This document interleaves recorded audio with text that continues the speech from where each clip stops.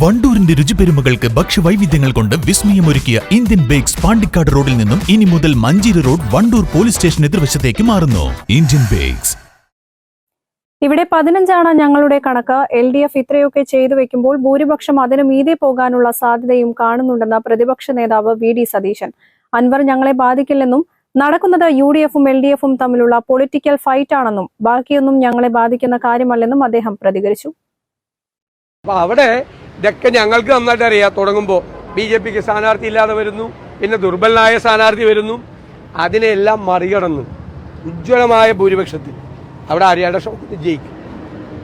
എങ്ങനെ ഞങ്ങൾ പറഞ്ഞല്ലോ 15,000 വോട്ടിന് ജയിക്കുമെന്നാണ് ഞങ്ങളുടെ കണക്ക്. ഈ പോക്ക് CPM പോകുന്നതുകൊണ്ട് ഞാൻ പാലക്കാട് ഇത് തന്നെ പറഞ്ഞത് 15,000 ഞങ്ങളുടെ കണക്ക്. അതിന്റെ മീതെ പോകും എന്ന് ഞാൻ തെരഞ്ഞെടുപ്പിന്റെ തലേദിവസം പറഞ്ഞു. അത് മീതെ പോയി 18ആയി. ഇവിടെ 15 ഞങ്ങളുടെ കണക്ക്. ഇത് ഇവർ ഇത്രയൊക്കെ ചെയ്തു വെക്കുമ്പോൾ തീർച്ചയായിട്ടും അതിന്റെ മീതെ പോകാനുള്ള സാധ്യതയും കാണുന്നുണ്ട്. ഈ സ്വതന്ത്ര സ്ഥാനാർത്ഥിയുടെ പെർഫോമൻസ് എന്താ വിലയിരുത്തുന്നത്? ഞങ്ങളെ ഒരു തരത്തിലും ബാധിക്കില്ല. ഞങ്ങൾ പൊളിറ്റിക്കൽ ഫൈറ്റാണ്. 1ഉം 2ഉം UDF-ഉം LDF-ഉം തമ്മിലുള്ള പൊളിറ്റിക്കൽ ഫൈറ്റാണ്. ബാക്കിയുള്ള കാര്യങ്ങളൊന്നും ഞങ്ങളെ ബാധിക്കുന്ന കാര്യമാണ്. രുചിയുടെ തിരമാലകളാൽ ME-ക്ക് മാത്രം സ്വന്തമായ സ്വാദിന്റെ വേറിട്ടൊരനുഭവം ഇനി വണ്ടൂരിൽ. ME bakes, near Manalimal bus stand, Pandikkad road, Wandoor.